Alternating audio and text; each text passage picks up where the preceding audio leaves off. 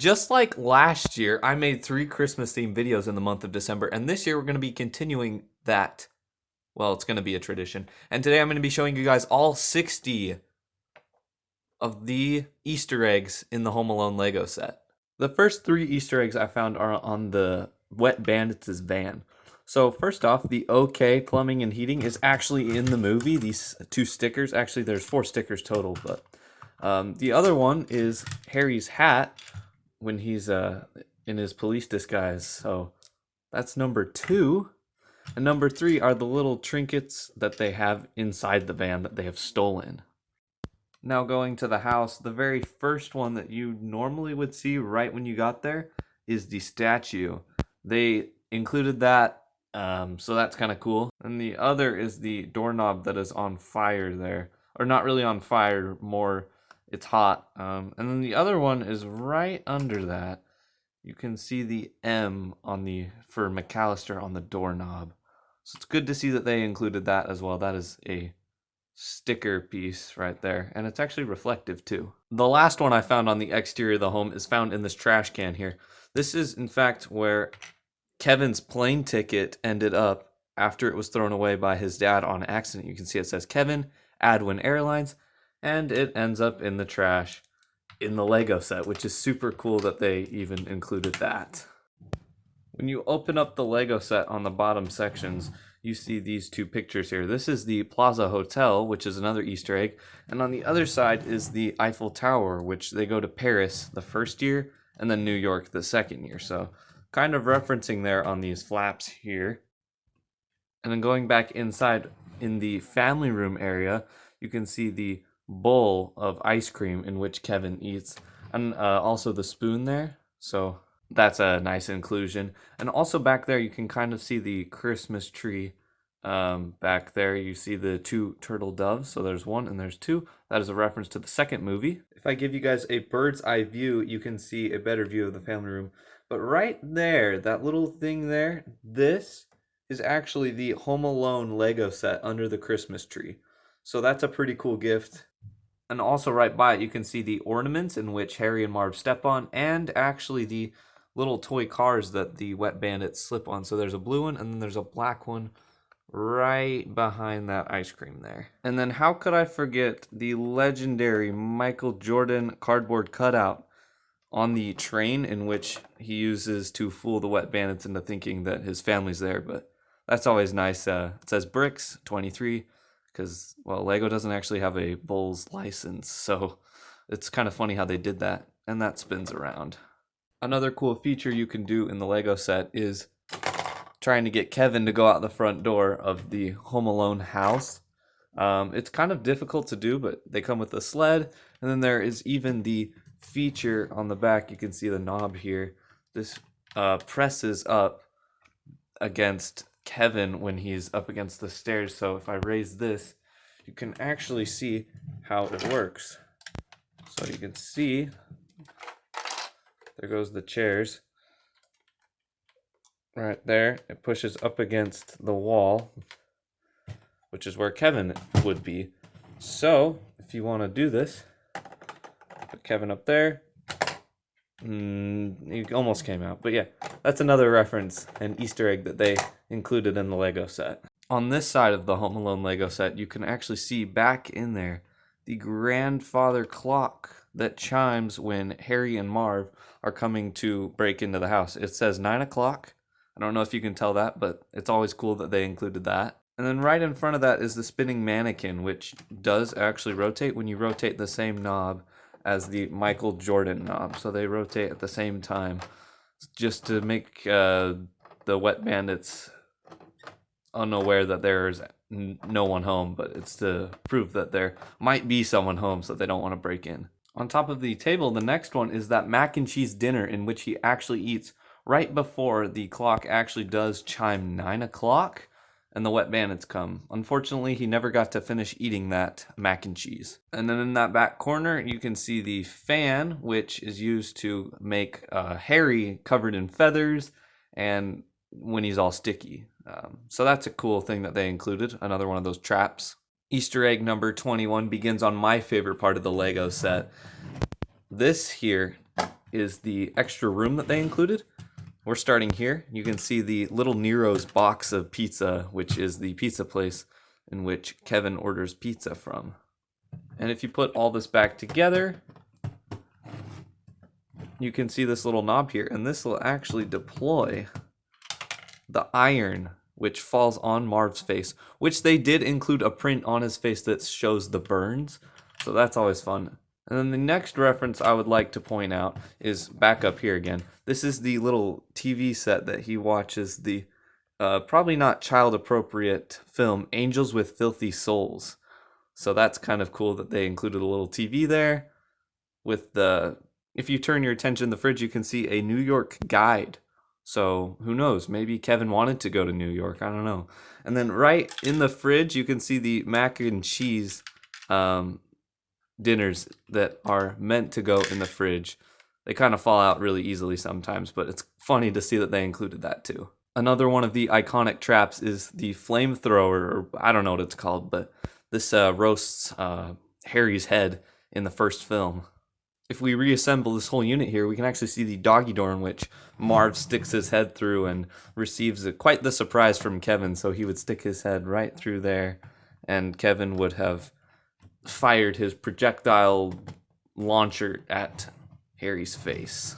In the basement of this build here, you can actually see the furnace in which Kevin dreads, and it even has a light brick in there, so when you push on this to open it, you can see the light brick.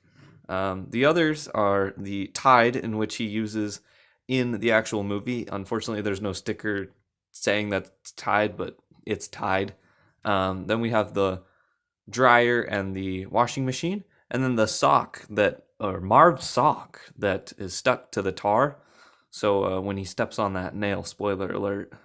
The second floor of the Home Alone house has tons of Easter eggs. The very first room we're going to start with is Buzz's room, which is Kevin's older brother. You can see Buzz's girlfriend, and in the underneath that there's actually a little box that has a heart in there. So that wasn't in the movie, but who knows, maybe there's more to the story that they didn't mention in the movie. Something that a lot of people probably wouldn't notice is how messy Buzz's bed is, similar to the parents' bed, because they were rushing to get out of the house so they wouldn't be late for their flight. On the desk in Buzz's room, you can actually see a reference to Duncan's toy chest. It says, Duncan's toy chest, Xmas sale, Christmas sale, whatever. So he's got an ad for Duncan's toy chest, which is the toy place Kevin visits in the second film in New York City. If you look up there, you can see the actual BB projectile launcher that is used in the film that Kevin steals from Buzz, essentially, and uses it to fight off the wet bandits, which is accurately placed above his bed. On Buzz's shelves in the back, you can see here, whoops, I dropped it, but his life savings is, in fact, a $100 bill, which in the movie, it looks like a few bucks, so good job, Buzz. The other little reference are these firecrackers that Kevin actually uses in the movie. That's a sticker piece, so they included that as well. And when you put all of these on top of his shelves, you can actually recreate the scene where the shelves fall. There's also the spider's terrarium in there, and so you can knock those down. And there's a feature in the back, this little knob here.